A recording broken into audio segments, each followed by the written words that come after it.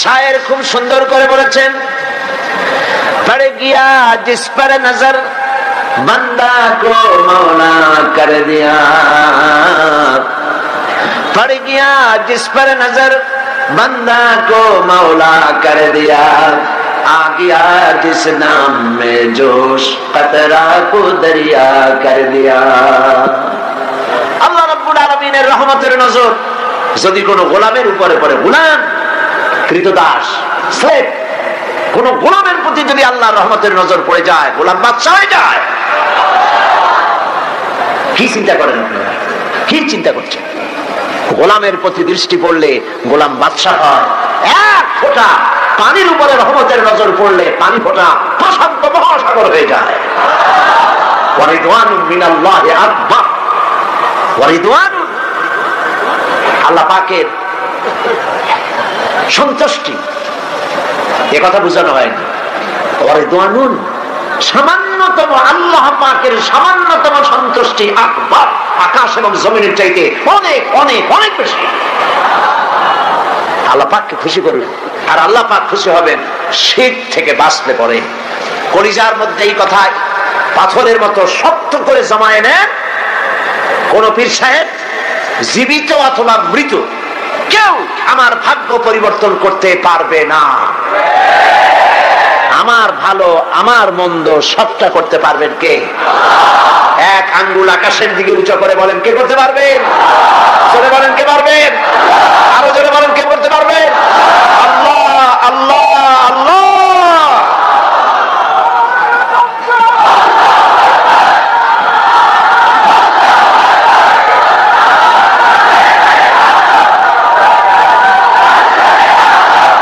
প্রিয় ভাই সব,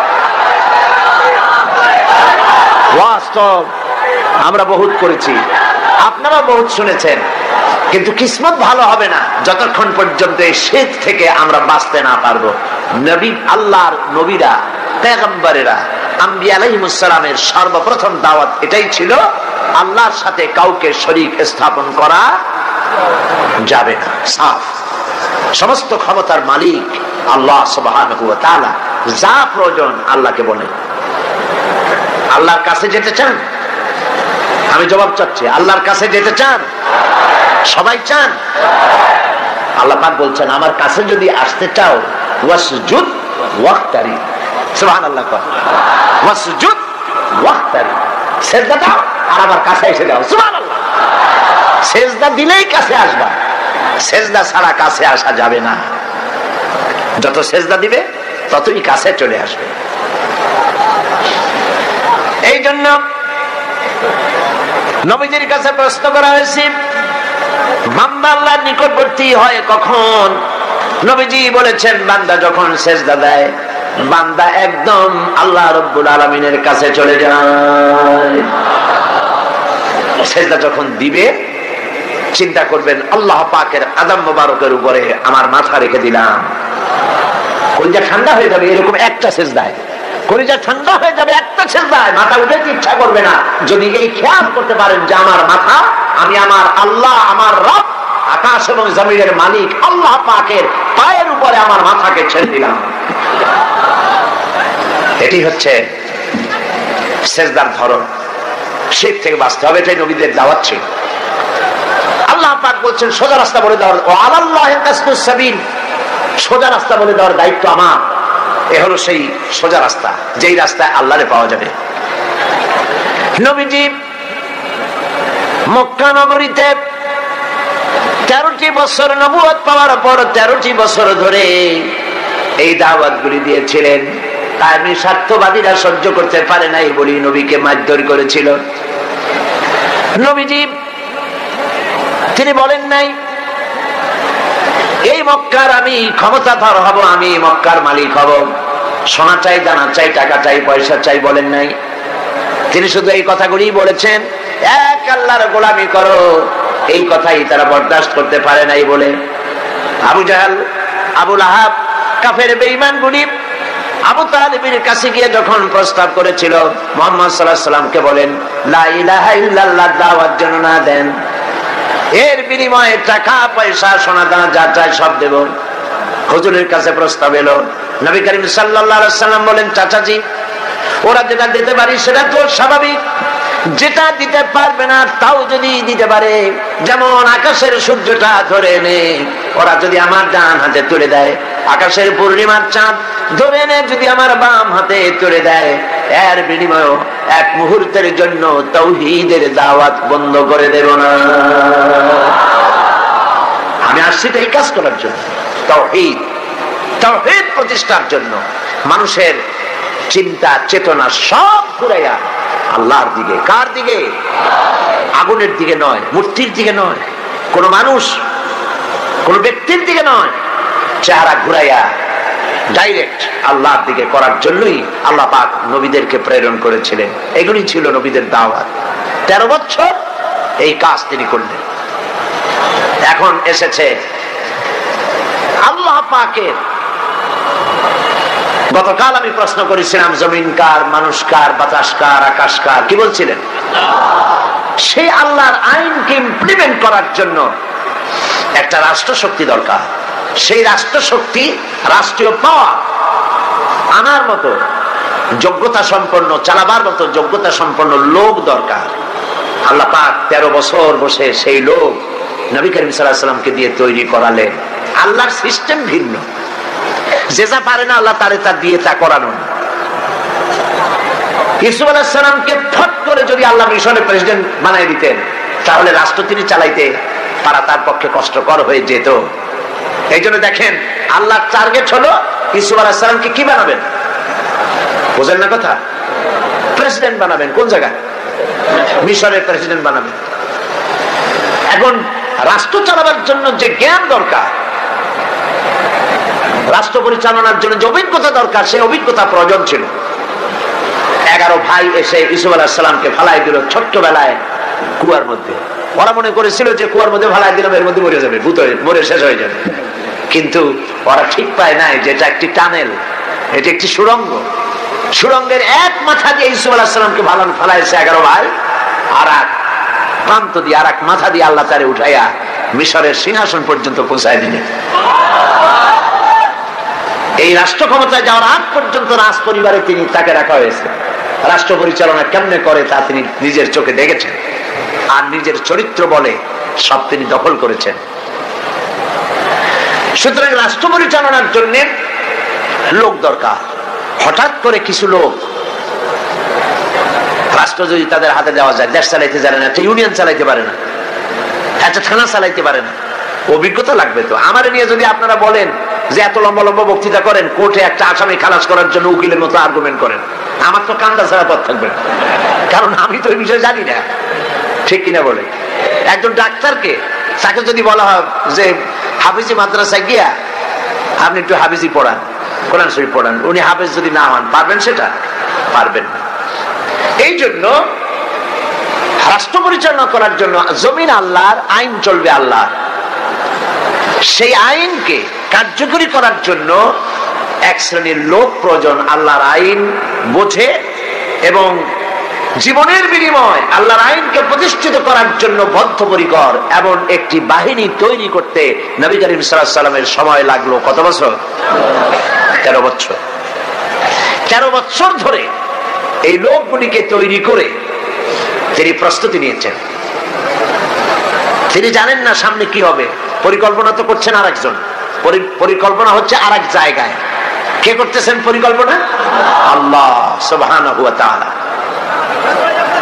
নবীজি ঘুমিয়ে আছেন, গভীর রাত্রে হযরত জিবরিল আমিন এসে বলছেন, আল্লাহর নবী, আল্লাহ পাক অর্ডার করেছেন আজকের রাতেই মদিনায় হিজরত করবেন। আপনার ঘরের চতুর্দিকে কাফির বেঈমানেরা দাঁড়ানো, সকাল হওয়ার সঙ্গে সঙ্গে তারা আপনাকে মেরে ফেলবে। নবীজি ঘুমের থেকে জেগে হযরত আলীকে ডেকে বললেন, আলী, আমার বিছানায় ঘুমায় থাকো, আল্লাহর হুকুম হয়েছে আমি মদিনায় চললাম, আমার কম্বলটা মুড়ে দিয়া তুমি ঘুমায় যাও। হযরত আলী বলেন, ইয়া রাসূলুল্লাহ, আপনার বিছানায় আপনার চাদর মুড়ি দিয়া ঘুমিয়ে থাকবো। সকাল বেলায় কাফির বিমিনেরা এসে আপনার বিছানার উপরে আপনার চাদর গায়ে দেওয়া অবস্থায় আমাকে মুহাম্মদ সাল্লাল্লাহু আলাইহি সাল্লাম মনে করে আমাকে কেটে টুকরা টুকরা করে বিদায় করে দেবে। আমার মনের মধ্যে কোনো দুঃখ হবে না, কষ্ট হবে না, বরং তৃপ্তি এটাই হবে যে আমি আলীর জীবনের বিনিময়ে আল্লাহর নবী বেঁচে আছেন। নবীজি ঘরের থেকে বেরোলেন, চতুর্দিকে কাফের দাঁড়ান, হাতে এক মুষ্টি বালু নিলেন, বালুগুলি নিক্ষেপ করলেন। কাফের দাঁড়ানো চতুর্দিকে বালু চলে গেল চতুর্দিকে, এদের চোখের মধ্যে গিয়ে ঢুকলো। কাফেররা চোখ ডলতে লাগলো। এই ফাঁকে আল্লাহ নবী বেরিয়ে গেলেন, কাফেররা দেখলোই না কে কখন বেরিয়ে কোথায় গেল। মহান আল্লাহ রাব্বুল আলামিন পরবর্তী সময় নবীজিকে এই কথা স্মরণ করিয়ে দিয়ে বলেছেন, ওয়ামা রামাইতা ইয রামাইতা ওয়ালাকিন্নাল্লাহা রামা। আপনি নিক্ষেপ করেন নাই, যখন আপনি নিক্ষেপ করেছিলেন আপনি শুধু বালুগুলো ছেড়ে দিয়েছিলেন, আর ওই বালুগুলো ঘরের চতুর্দিকে কাফেরদের চোখে পৌঁছাবার দায়িত্ব নিয়েছিল আল্লাহর কুদরত। নবীজি বেরিয়ে আসলেন,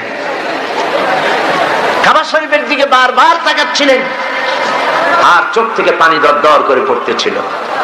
বুখারী শরীফের হাদিসে এসেছে, নবীজি কাঁদতেছিলেন আর বলতেছিলেন, হে কাবা, বড় আশা ছিল তোমার খেদমত করব, তোমার পাশে থাকব, কিন্তু তোমার নিষ্ঠুর সন্তানেরা তোমার পাশে আমারে থাকতে দিল না। নবীজি হযরতে আবু বকর রাদিয়াল্লাহু তাআলা আনহুর বাড়ি গিয়ে যখন দরজায় নক করেছেন, আবু বকর বলে দরজা খুলে গেল, লাব্বাইক ওয়া সাদাইকা বলে। হুজুর প্রশ্ন করলেন, আবু বকর এত রাত্রে একটা ডাকেই ঘুম ভেঙে গেল তোমার, তুমি কি ঘুমাও নাই? হযরত আবু বকর বলেন, ইয়া রাসূলুল্লাহ, আপনি আমাকে যখন বলেছিলেন রাতের বেলায় হিজরতের সময় আমাকে সাথে নিয়ে হিজরত করবেন, আমি মনে মনে ভেবেছি কত রাত্রে কখন নবীজি আসবেন, দরজার সামনে দাঁড়ায়া আমারে যদি ডাকাডাকি করেন আর আমি যদি ঘুমায় থাকি নবীর সঙ্গে বেয়াদবি হয়ে যাবে। আমি এই কথা মনে করে বিছানার উপরে আরাম করে না ঘুমায়া আপনার গলার আওয়াজ শোনার জন্য এই দরজার সঙ্গে পিঠ লাগাইয়া দাঁড়াইয়া দাঁড়াইয়া ঘুমাচ্ছিলাম। হযরতে আবু বকর রাদিয়াল্লাহু তাআলা আনহুকে সঙ্গে করে নিয়ে নবীজি মিসফালার ভিতর দিয়া মদিনার রাস্তা ছেড়ে উল্টা দিকে গেলেন। মিসফালার ভিতর দিয়া জাবালে কেদোয়ার উপর দিয়া জাবালে সুরে গিয়া পৌঁছলেন। ফজরের রক্ত হয়ে গেল, ভেতরে নিয়ে আশ্রয় নিলেন গুহার মধ্যে। কাফেররা সকালবেলা এলো, একজন বলে ভিতরে আসছে আর একজন বলে নাই। হযরত আবু বকর বলছেন, ইয়া রাসূলুল্লাহ, ধরা পড়ে গেছে, বাঁচার আর উপায় নাই। আল্লাহ নবী তখন কি বলেছিলেন? কোরআন শরীফে আল্লাহ পাক তা শোনায় দিয়েছেন। নবীজি বললেন, ইয ক্বালা লিসাহিবিহি লা তাহজান ইন্নাল্লাহা মা'ানা। আল্লাহ পাক কোরআন শরীফে কথা উঠাই দিলেন, ইয ক্বালা লিসাহিবিহি, তিনি তার বন্ধুকে ডেকে বললেন, হে আমার সাথী, লা তাহজান, ভয় পাইও না, আমরা মাইনরিটি নই, আমরাই মেজরিটি, আল্লাহ আমাদের সাথে আছেন। সুবহানাল্লাহ। কিসের ভয়? সারা দুনিয়া যদি একদিকে চলে যায় আর ইমানদার মুসলমানেরা যদি একদিকে থাকে, কাফেরদের হাজারো চক্রান্ত, লাখো চক্রান্ত কোনো কাজে আসবে না আল্লাহ যদি সাথে থাকে। নবী করিম সাল্লাল্লাহু আলাইহি ওয়াসাল্লাম এই ময়দান থেকে মদিনা মুনাওয়ারার দিকে চললেন, আর কাফেরেরা ঘোষণা দিল, মুহাম্মদ সাল্লাল্লাহু আলাইহি ওয়াসাল্লামকে কেউ যদি জীবিত অথবা মৃত অবস্থায় ধরে দিতে পারে 100 লাল উট তাকে পুরস্কার দেওয়া হবে। সরাহা 100 লাল উট পাওয়ার লোভে বলল, এই কাম আমিই পারবো। খুঁজতে খুঁজতে মুহাম্মদ সাল্লাল্লাহু আলাইহি ওয়াসাল্লামকে মরুভূমির মধ্যে সে পেয়ে গেল। যেই না ধরতে যাবে কাছাকাছি গেছে, সরাকার ঘোড়ার পা মাটির মধ্যে দেবে গিয়েছে। নবী করিম সাল্লাল্লাহু আলাইহি ওয়াসাল্লাম পিছনের দিকে তাকালেন। সরাকা বলল, আমি মাপ চাই। হুজুর বললেন, মাপ করলাম, ফিরে যা। ঘোড়ার পা উপরে উঠে আসলো। যখনই উপরে উঠে আসছে, সরাকা চিন্তা করলো 100 লাল উট। আবার পিছনে ছুটেছে ধরার জন্য, আবার কাছাকাছি যখন গেছে চারোটা ঠ্যাং ঢুকে গেছে মাটির মধ্যে। বলছে মুহাম্মদ সাল্লাল্লাহু আলাইহি ওয়াসাল্লাম, মাপ চাই, ভুল করেছি, মাফ করে দাও। হুজুর ফিরে তাকিয়ে বললেন, দিলা করে ফিরে যা। আবার ঘোড়া উপরে উঠে আসলো, ফিরবে আবার চিন্তা করলো 100 লাল উট। কি খারাপ মানুষ, চিন্তা করে আবার পেছনে গেছে। এইবার কাছাকাছি গিয়ে ধরবো অবস্থা যখন হয়েছে, ঘোড়ার 4টা ঠ্যাং, ওর নিজের পা, ঘোড়ার পেট আস্তে আস্তে মাটির মধ্যে গাড়া শুরু হয়ে গেছে। বলছে মুহাম্মদ সাল্লাল্লাহু আলাইহি ওয়াসাল্লাম, ক্ষমা চাই, আমারে মাফ করে দেন।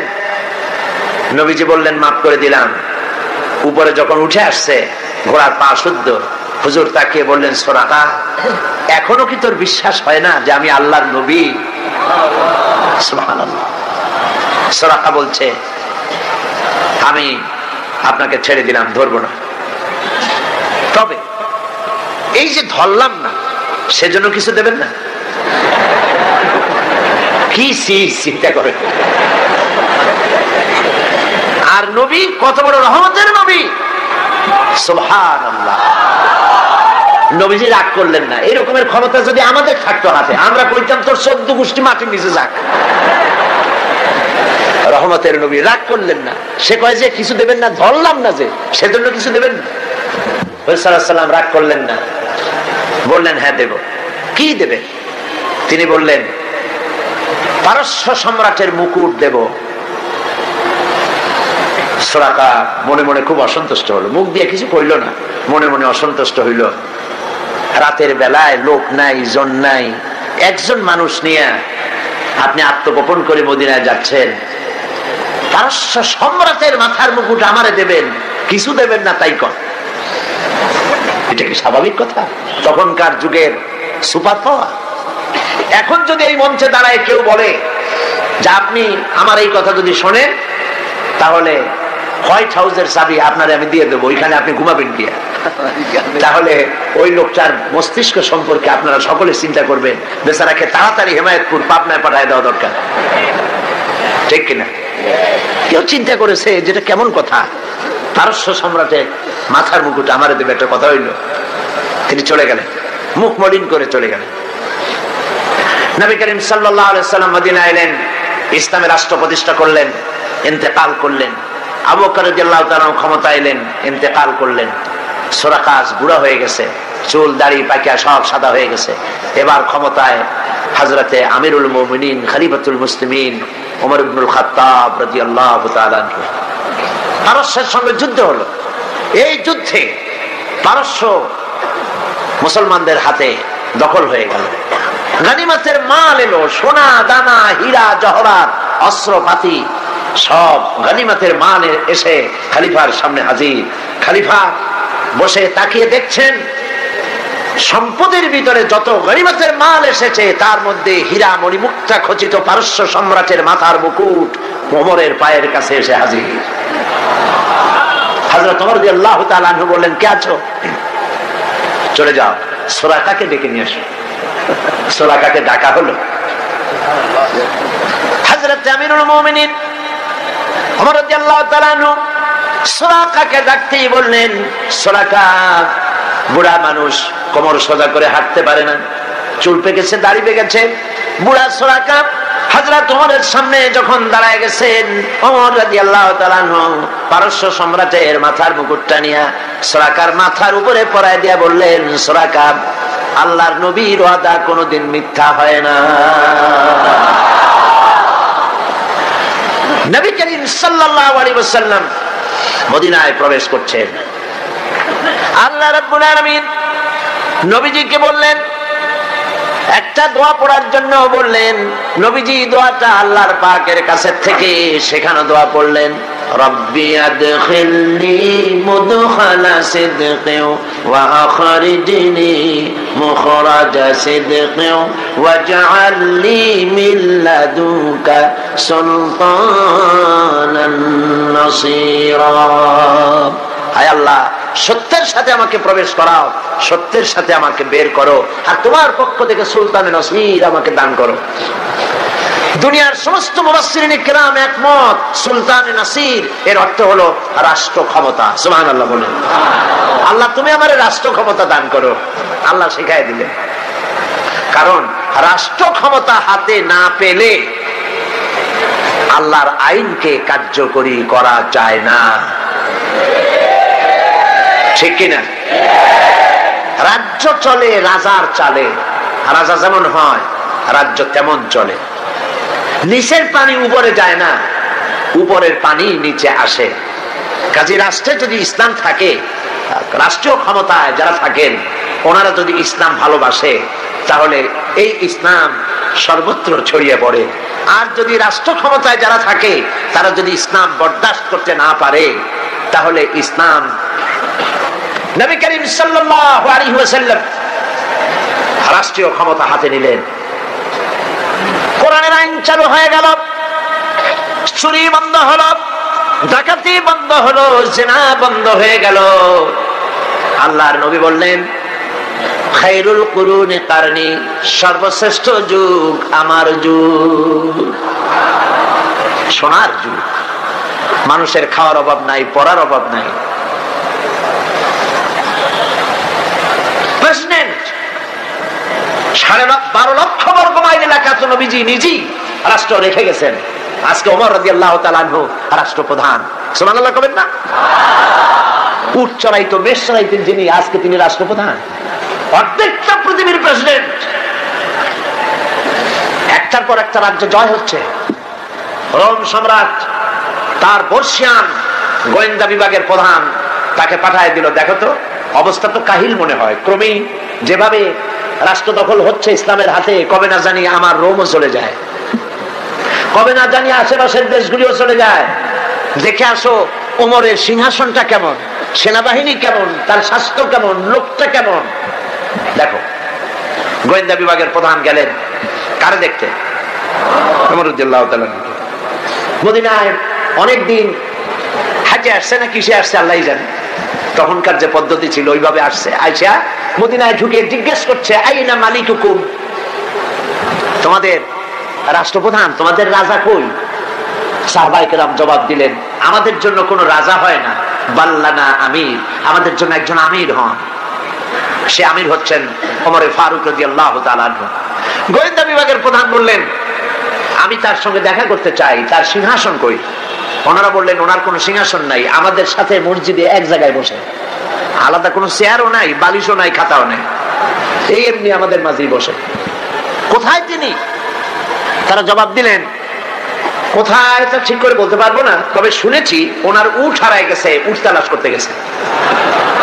গোয়েন্দা বিভাগের প্রধান তো আকাশতে পড়ার কায়দা, কয় কি উট হারায় গেছে? তোমাদের তো চাকরি কারো থাকার কথা না, তোমরা তো উট হারায় গেছে আর উট তালাশ করতে গেছে। আমিরুল মুমিনিন, অর্ধেকটা পৃথিবী দখলকারী যিনি প্রেসিডেন্ট, সারা দুনিয়া কাঁপে যার নাম শুনিয়া উট হারায় গেছে, তালাশ করতে গেছে, আশ্চর্য কথা, কয় কি? আচ্ছা কোন দিকে গেছে? বললো যেদিন। গোয়েন্দা বিভাগের লোকটি হাঁটতে লাগলো, কোথায় দেখা হয় আল্লাহই জানে। কিছু দূর হেঁটে যাওয়ার পর দেখেন একটা গাছের তলায় একটি লম্বা লোক শোয়া, উট একটা বাঁধা, গাছের তলায় শোয়া, চাদর নাই, বালিশ নাই, হাত মাথার তলে দিয়ে শুয়ে আছেন। সূর্য ঢলে যাওয়ার কারণে গাছের ছায়া সরে গিয়েছে, সূর্যের তাপে মাথার ঘাম, শরীরের ঘাম দিয়ে বালু ভিজতেছে। একজন পরিচয় করিয়ে দিলেন ইনি আমিরুল মুমিনিন। গোয়েন্দা বিভাগের প্রধান, তার জবান থেকে বেরিয়ে গেল ওমর, আমার দেশের প্রেসিডেন্ট দুর্ভেদ্য প্রাচীরের মধ্যে থাকেন, চতুর্দিকে দুর্ধর্ষ সেনাবাহিনী আধুনিক অস্ত্রপাতি নিয়ে চতুর্দিকে দাঁড়িয়ে থাকে, ভেতরে দুগ্ধ ফেনুনি বিছানার উপরে আরাম করে থাকেন, শুয়ে থাকেন রাজাধিরাজ রোমের সম্রাট, চতুর্দিকে পাহারা, অস্ত্রপাতি, এত শান্তির বিছানা, তারপরেও তার ঘুম হয় না, জানলার কোন ফাঁক দিয়া গুলি আসিয়া কলিজাটারে ফুটা বানায় দেয়। তুমি ওমর, প্রত্যেকটা পৃথিবী তোমার হাতের মুঠোয়, তোমার একটা বডিগার্ড নাই, তোমার বিছানা নাই, বালিশ নাই, নির্বিঘ্নে নিশ্চিন্তে উট বাজে রেখে তার পাশে শুয়ে আছো, কারণ তুমি জনগণের অধিকার আদায় করেছো। জনগণকে গণতন্ত্র দিয়েছো, জনগণের খাওয়ার পরাগ দিয়েছো, জনগণকে বিশ্বাস করেছো, ভালোবেসেছো, তাই তোমার নিরাপত্তার দায়িত্ব গোটা জাতি গ্রহণ করেছে। এটা হলো ইসলাম, এটা হলো ইসলাম। আর যদি জনগণের উপরে খারাপ ব্যবহার করা হয়, যিনি খারাপ ব্যবহার করেন তিনি বুঝতে পারেন ক্ষমতা যখন থাকবে না তখন আমার আর উপায় নাই, সেজন্য সেনাবাহিনীর নিরাপত্তা ছাড়া চলার পথ নাই, তখন নিরাপত্তার দাবি ওঠে। কিন্তু আল্লাহর পথের পথিক যারা, তাদের এগুলির প্রয়োজন হয় না। সুবহানাল্লাহ বলেন। কারণ তারা জানে হায়াতের মালিক, মওতের মালিক কে? জোরে বলেন কে? আল্লাহ সুবহানাহু ওয়া তাআলা। বন্ধুগণ, কোরআনে কারীমে আল্লাহ পাক বলেন, وعلى الله قصد السبيل ومنها جائر ولو شاء لهداكم أجمعين। সোজা রাস্তা বলে দেওয়ার দায়িত্ব আমি আল্লাহ। আল্লাহ পাক সহজ সরল রাস্তা বলে দেওয়ার জন্য নবীদের পাঠালেন, নবীরা ক্ষমতা এলেন। আল্লাহ নবী ক্ষমতা এসে নিজের ক্ষমতার পরিধি, নিজের বাড়ি ঘরের সৌন্দর্য বাড়ান নাই, নিজের জায়গা জমিন বৃদ্ধি করেন নাই, একটা বিছানা পর্যন্ত ছিল না। হযরত ওমর বলেন, আমি নবীজির সঙ্গে দেখা করতে গেলাম, নবীজি ঘরের ভিতরে আরাম ফরমাচ্ছিলেন, বিছানার উপরে শোয়া নবীজি। আমাকে দেখে তিনি উঠে বসলেন। আমি দেখলাম নবীজি দড়ি দিয়ে বোনানো খাটিয়ার উপরে শোয়া ছিলেন, চাদর নাই, তোশক নাই। নবীজি যখন উঠে বসলেন, আমি তাকিয়ে দেখলাম নবীজির পিঠ মোবারকের উপরে দড়ির দাগগুলি কেটে আছে। আমি বললাম, ইয়া রাসূলুল্লাহ, এই পৃথিবী কাফির বেঈমানেরা কত শান্তি করলো, কত আরাম করলো, আর আপনার একটা বিছানা নাই, তোশক নাই। আপনি আমাকে অনুমতি দেন, একটা বিছানা বানায় দিই, একটা তোশক বানায় দিই। নবীজি বললেন, ওমর শোনো, এই পৃথিবীতে শান্তি করার জন্য আমি আসি নাই। আমি যদি বলি ওহদ পাহাড়টাকে যদি নির্দেশ করি, ওহদ পাহাড় আমার জন্য সোনায় পরিণত হয়ে যাবে। আমি পৃথিবীতে মানবতার মুক্তির জন্য এসেছি। খাবার নাই, খাবার, সকলের ঘরে খাবার পৌঁছেছে, নবীজির ঘরে খাবার নাই। হযরত আয়েশা রাদিয়াল্লাহু তাআলা আনহা বলেছেন, মাসের পর মাস, দিনের পর দিন নয়, মাসের পর মাস চলে গেছে, নবীজির ঘরে চুলায় আগুন জ্বলে নাই। একটু খেজুর, একটু পানি, এগুলি খেয়ে কোন রকম আমরা জীবিকা নির্বাহ করেছি। একবার নবী করিম সাল্লাল্লাহু আলাইহি ওয়াসাল্লাম মসজিদে নববীতে অসময় হযরত আবু বকর রাদিয়াল্লাহু তাআলা আনহুকে দেখলেন বসে আছে। জিজ্ঞেস করলেন, তোমরা এই অসময় এখানে কেন? তারা বললেন, নবীজি আজ কদিন হয়ে গেল কোনো খাবার পাইনি, ক্ষুধায় অস্থির হয়ে গেছে। নবীজি বললেন, আমারও তো একই দশা। এই দশা ওনাদের, কিন্তু জনগণের এই দশা না, জনগণের ঘরে ঘরে খাবার পৌঁছে গেছে। সুবহানাল্লাহ। ওমর রাদিয়াল্লাহু তাআলা আনহু বলেছেন, রাষ্ট্রীয় ক্ষমতা আমার হাতে, আমার ক্ষমতার আমলে ফোরাতের কূলে একটি কুকুর যদি না খেয়ে মারা যায়, কিয়ামতের দিন আল্লাহর কাছে আমাকে জবাবদিহি করতে হবে। সুবহানাল্লাহ। এর নাম ইসলাম। এর নাম কি? ইসলাম। সেই ইসলামের রাষ্ট্র প্রতিষ্ঠাই করতে হবে মুসলমানদেরকে, বাংলাদেশের জনগণকে। পারবেন না? পারবেন না? এই কোরআনের আইন বাংলাদেশে চালু হোক, তাকে আপনারা চান? কারা কারা চান? আলহামদুলিল্লাহ। বসেন, বসেন। এইটা কি অবস্থা? স্লোগান দিলেই দাঁড়াতে হবে, তার মানে থেকে বসেন, বসেন।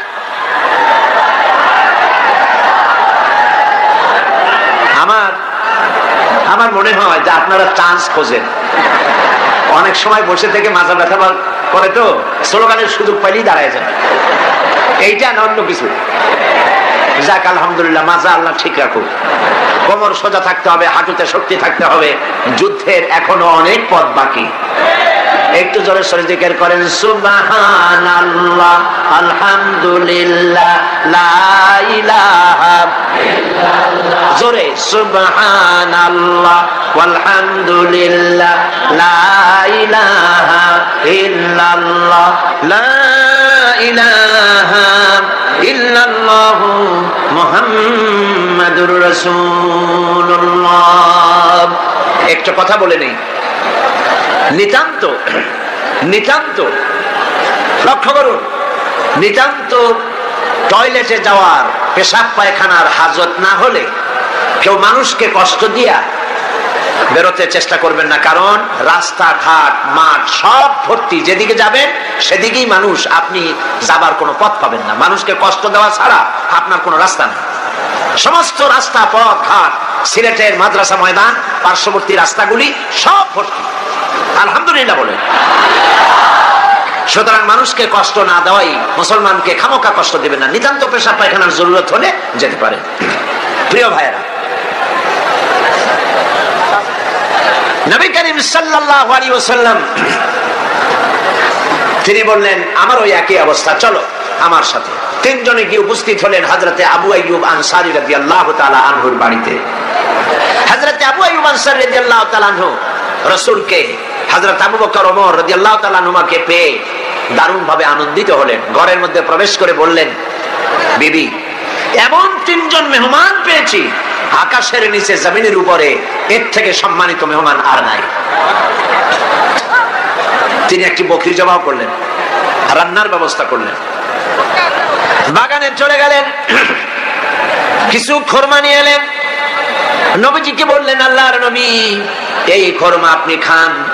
হুজুর জিজ্ঞেস করলেন, খোরমাগুলির মধ্যে পাকা কাঁচা আদা পাকা আছে, কোনটা খাবো? হযরত আবু আইয়ুব বলছেন, ইয়া রাসূলুল্লাহ, তিন রকমের, তিন শ্রেণীর খোরমাই আপনি খাবেন, অনুরোধ করব, কারণ এগুলি আমার বাগানের খোরমা। যেই শ্রেণীর গায়ে আপনার হাত লাগবে আল্লাহ পাক আমার বাগানে বরকত দিয়ে দিবে। রান্না বান্না হয়ে গেল, গোশত আর রুটি সামনে এলো। নবীজি খাওয়া শুরু করার আগে কয়েকটা রুটি আর কয়েক টুকরা গোশত একটা পোটলার মতো করে বানায়া হযরত আবু আইয়ুবের হাতে তুলে বললেন, আবু আইয়ুব, এই গোশত আর রুটি টুকরা নিয়ে যাও আমার মা ফাতেমার কাছে। গত ৩-৪ দিন হয়ে গেল তার কিসমতে কিছু হয় নাই। নিজেরা না খেয়ে মানুষের দুয়ারে দুয়ারে খাবার পৌঁছে দিয়েছেন, মানুষ যেন কষ্ট না পায়। জনগণের খাবারের বন্দোবস্ত, পড়ার বন্দোবস্ত করেছেন নবীজি। গরিব মানুষের জন্য, মানুষের অর্থনৈতিক সমৃদ্ধির জন্য ব্যাংক তৈরি করলেন, ব্যাংকের নাম রাখলেন বাইতুল মাল। এই ব্যাংকের উদ্বোধন যেদিন করেন, বুখারী শরীফের হাদিসে এসেছে, আল্লাহর নবী উদ্বোধনী বক্তব্যে বললেন, মান তারাকা দায়নান আও দিয়ান ফালাইয়া, যদি কোন ঋণগ্রস্ত ব্যক্তি ঋণ পরিশোধ করতে না পেরে, ঋণ পরিশোধ করতে পারে নাই, এমন অবস্থায় যদি মারা যায়, তাহলে তার ঋণ পরিশোধের যদি কোনো ব্যবস্থা তার না থাকে, তাহলে তার ঋণ পরিশোধের ব্যবস্থা আর তার এতিম বাচ্চাগুলি, বিধবা স্ত্রী আর এতিম বাচ্চা আর ঋণের বোঝা সবগুলি আমি মুহাম্মদ সাল্লাল্লাহু আলাইহি ওয়াসাল্লাম আমার কাঁধে উঠাইয়া নিলাম। এমন রাষ্ট্র চালু হয়ে গেল, চুরি নাই, ডাকাতি নাই, জেনা নাই, ব্যভিচার নাই, হত্যা নাই, ধর্ষণ নাই, মানুষ শুধু পাইল শান্তি আর শান্তি। সুবহানাল্লাহ। এই শান্তি হলো কিভাবে? কি দিয়া হলো বলেন? জোরে বলেন, কি দিয়া হলো? কোরআন দিয়ে হয়েছে।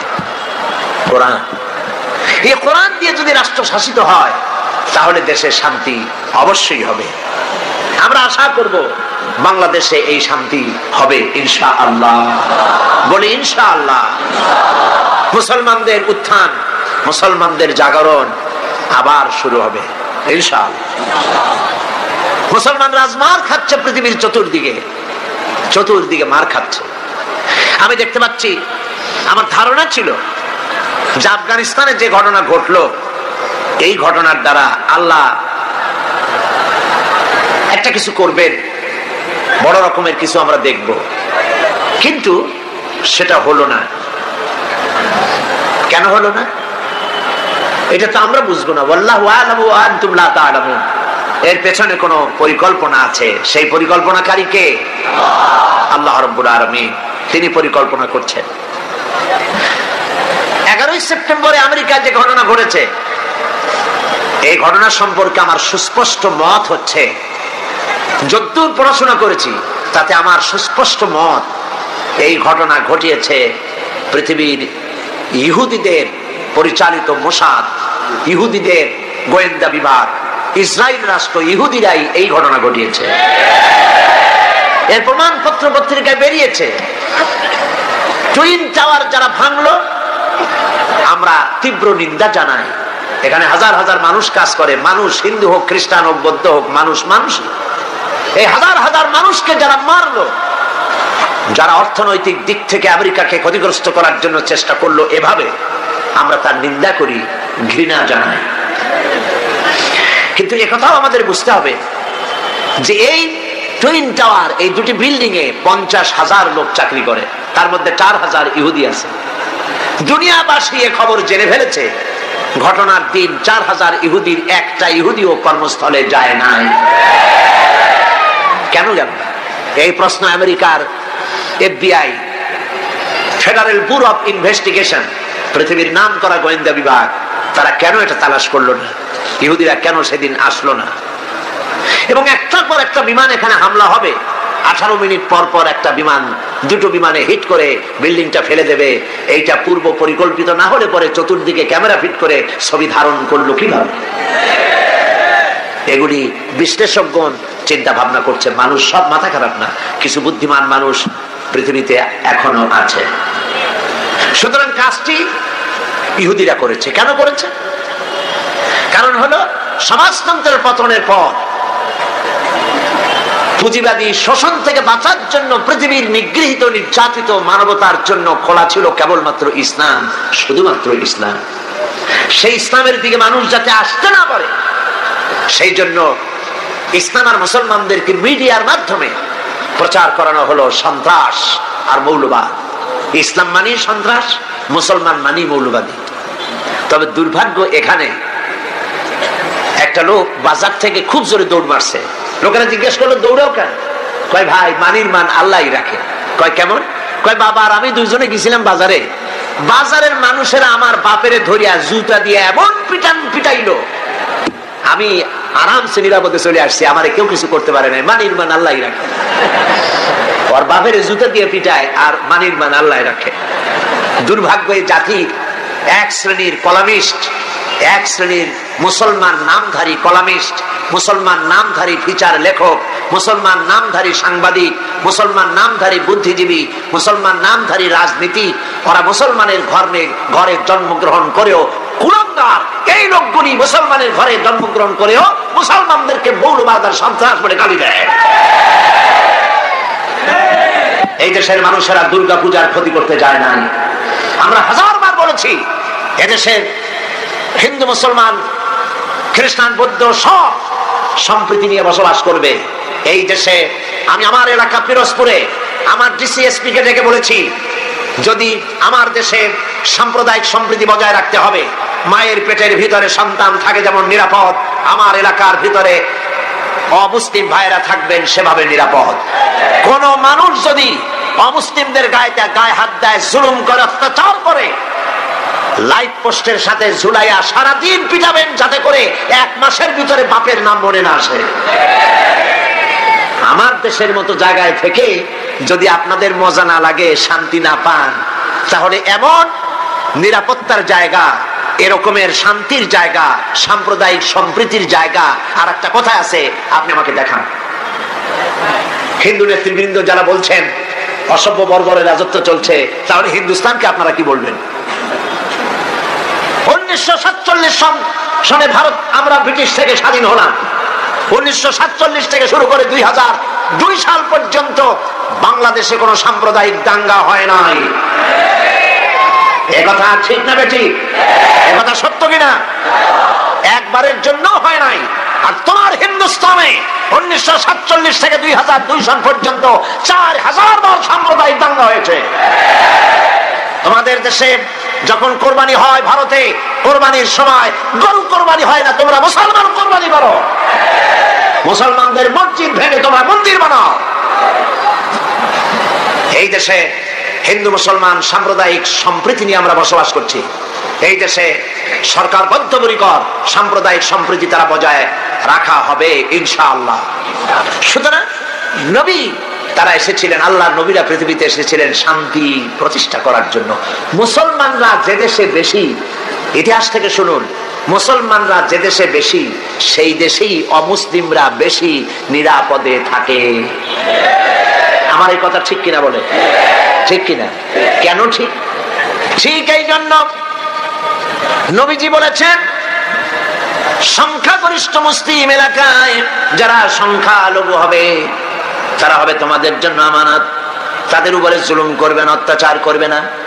সংখ্যাগরিষ্ঠ মুসলমানেরা সংখ্যালঘু মুসলিমদের উপরে যদি কোনো নির্যাতন করে, জুলুম করে, কিয়ামতের দিন আমি নবী মুহাম্মদ রাসূলুল্লাহ সাল্লাল্লাহু আলাইহি ওয়াসাল্লাম মুসলমানদের বিরুদ্ধে অমুসলিমদের পক্ষ সমর্থন করে সংখ্যাগরিষ্ঠ মুসলমানদের বিরুদ্ধে আল্লাহর দরবারে মামলা দায়ের করব। এ হলো ইসলাম। সুবহানাল্লাহ। এর নাম ইসলাম।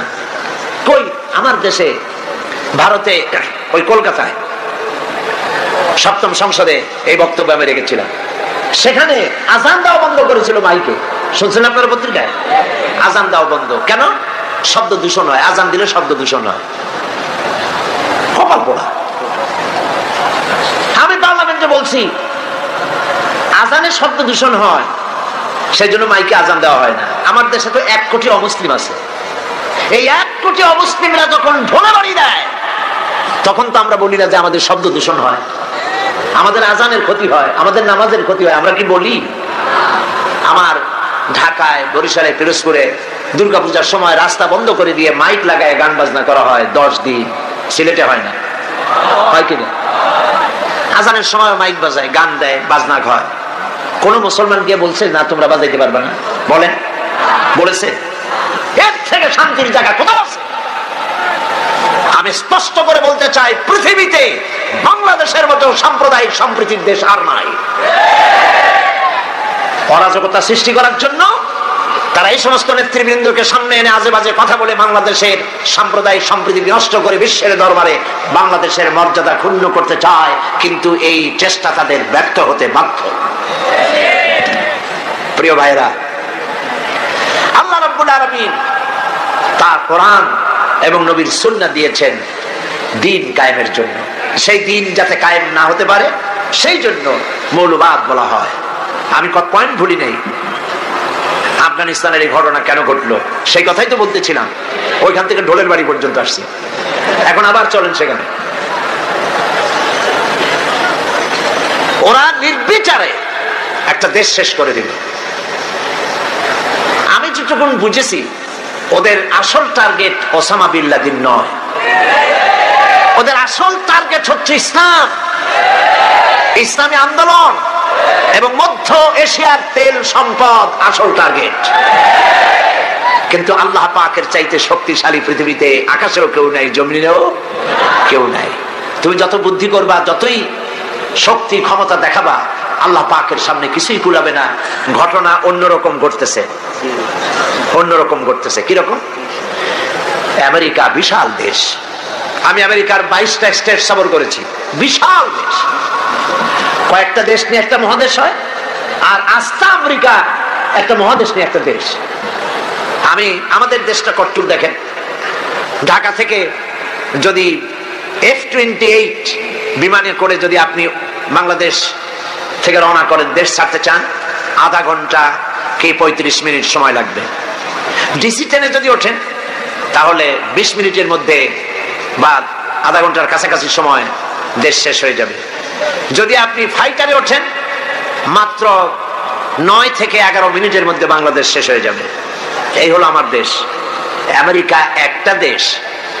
নিউ ইয়র্ক থেকে প্লেনে চড়েছি ক্যালিফোর্নিয়া যাওয়ার জন্য, 7 ঘন্টা সময় লেগেছে। একটা দেশ। একদিকে আটলান্টিক মহাসাগর, আর একদিকে প্রশান্ত মহাসাগর। কি বিশাল দেশ! এই দেশের মানুষগুলি সব বেকুব নয়, পাগল নয়। আফগান নিরীহ এই মুসলমানদের উপরে, দেশগুলির উপরে আক্রমণ এবং একটার পর একটা দেশের উপরে আক্রমণ করার পরিকল্পনা দেখে সেখানকার লোকেরা চিন্তা ভাবনা করছে, কেন মুসলমানদের উপরে আক্রমণ হচ্ছে, বিষয়টা কি, এরা কি মৌলবাদ, কি সন্ত্রাস, টেররিস্ট শুধু মুসলমান, শুধু ইসলাম, আর কিছু নাই পৃথিবীতে, কেন, কারণটা কি? তারা খোঁজ করা শুরু করেছে, ইসলাম জানার চেষ্টা করছে। আমাদের কাছে রিপোর্ট এসেছে ইসলামী বইপত্র, কোরআন শরীফ আর ইসলামী বইপত্র আমেরিকায় দেধারসে বিক্রি হচ্ছে, আগের তুলনায় 50 গুণ বিক্রি বেশি হচ্ছে। এবং 11 সেপ্টেম্বরের ঘটনার পর থেকে নিয়ে এই পর্যন্ত আমেরিকান খ্রিস্টান মুসলমানদের ইসলাম গ্রহণ করার হার 4 গুণ বেড়ে গেছে। ঠেকাবে কি করে? আল্লাহর নূর, ঠেকাবার উপায় নাই। আবু জাহেল তো চাইছিল মক্কা শরীফেই মুহাম্মদ সাল্লাল্লাহু আলাইহি ওয়াসাল্লামকে ঠেকায় দেবে, পারছে? আল্লামা ইকবাল বলেছেন, मगरिब की वादियों में गूंजी अदा हमारी, मगरिब की वादियों में गूंजी अदा हमारी, हम था न था किसी से सैल रवा हमारा।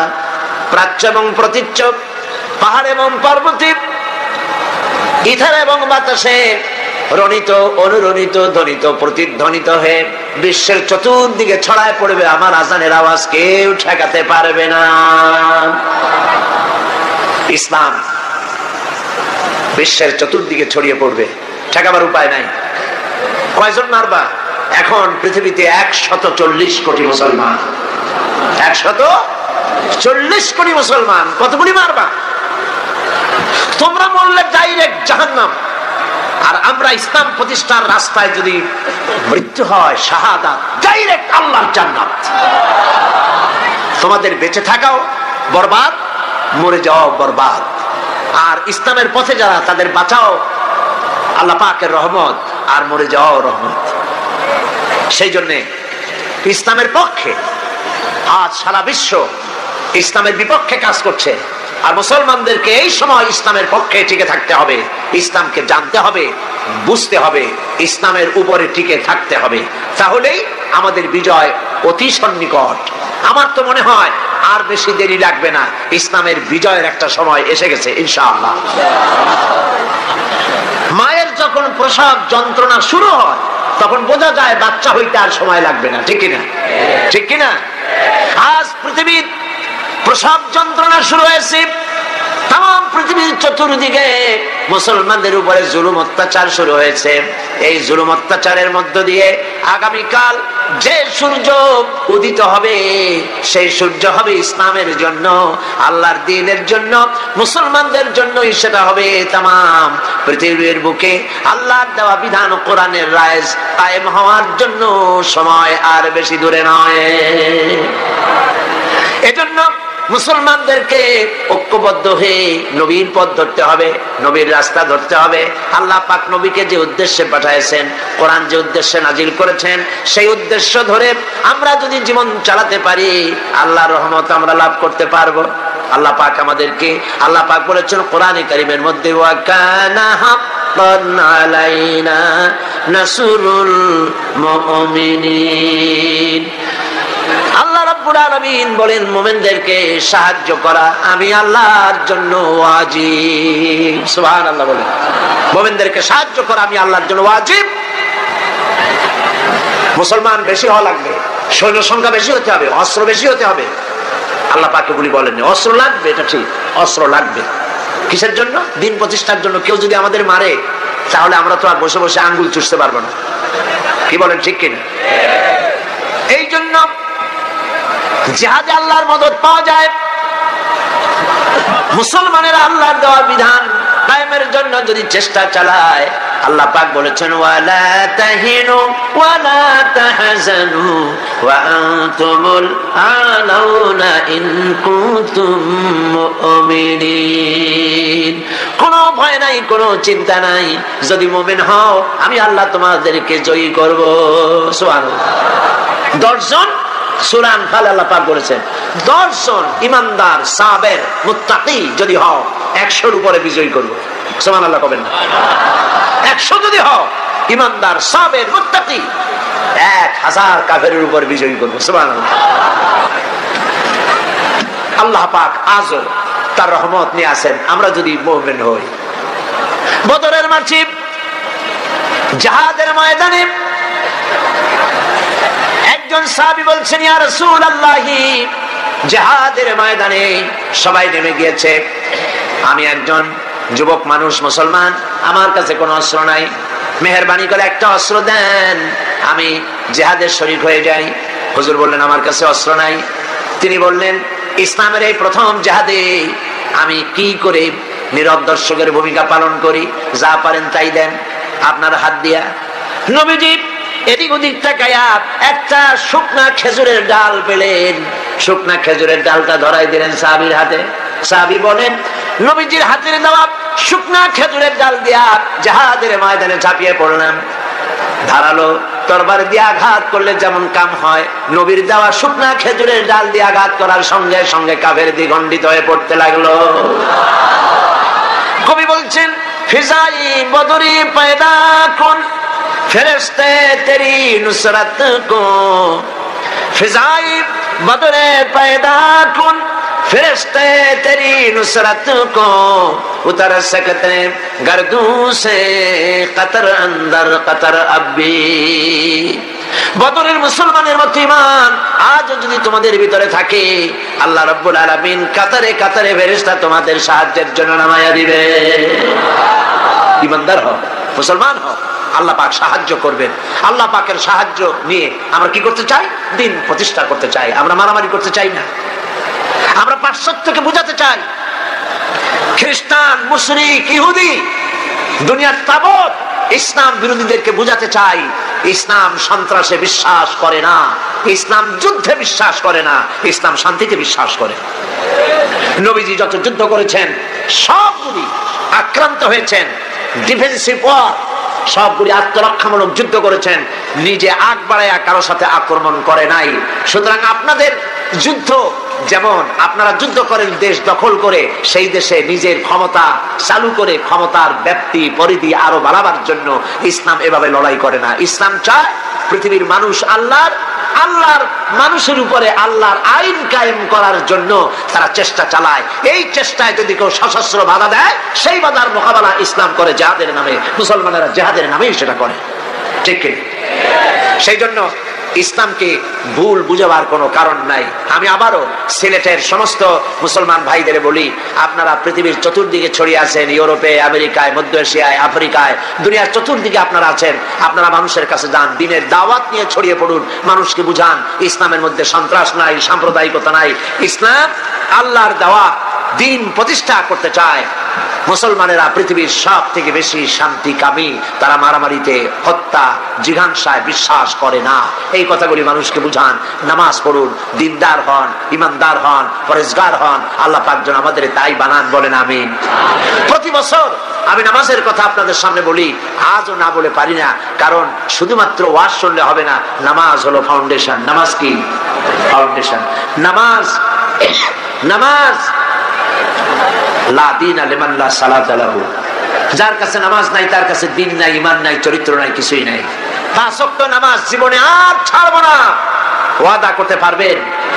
প্রতি বছর করেন, আজও করেন, দুহাত উঁচু করে বলেন, ইয়া আল্লাহ, তোমার পবিত্র নামে ওয়াদা করি, কসম করি, যতদিন পর্যন্ত মালাকুল মউত আমার মাথার কাছে না আসতেছে ততদিন পর্যন্ত ফরজ নামাজ, ফরজ রোজা ছেড়ে দেব না, ছেড়ে দেব না। ইয়া আল্লাহ, আমি আমার মৃত্যু পর্যন্ত এই ওয়াদা যেন পালন করতে পারি, এ তৌফিক তুমি আমারে দাও, আমিন। হাত নামান। প্রিয় ভাইরা, মুনাজাত করব আমি। মুনাজাতের আদব হলো বসা। যত মুসলমান যেখানে আছেন, এত বড় মুনাজাত জীবনে আরেকটা পাবো কোন নিশ্চয়তা নাই। কথা ঠিক কিনা? যাদের কিসমত খারাপ কেবল তারাই মুনাজাতে শরীক হইতে পারবে না, আর যাদের কপাল ভালো তারা তো পারবেই। রাস্তা বন্ধ করে দিন, যারা রাস্তায় দাঁড়াইছেন এতক্ষণ রাস্তায় বসে পড়েন, রাস্তায়, গাছে, ছাদে, যিনি যেখানে আছেন সব বসে যাবেন। আল্লাহুম্মা আমিন। রব্বানা ظلمنا أنفسنا وإن لم تغفر لنا وترحمنا لنكونن من الخاسرين। সবাই বলুন, ربنا ظلمنا أنفسنا وإن لم تغفر لنا وترحمنا لنكونن من الخاسرين। সুপ্রিয় দর্শক, এই কণ্ঠটা আজ আর নেই, কিন্তু তার প্রতিধ্বনি এখনো আমাদের মাঝে আছে। চলুন সেই প্রতিধ্বনিকে আরো দূরে পৌঁছে দেই। ভিডিওটি যদি ভালো লেগে থাকে একটি লাইক দিবেন। পরের ভিডিওতে আবার দেখা হবে। ইনশাআল্লাহ। আসসালামু আলাইকুম ওয়া রাহমাতুল্লাহ।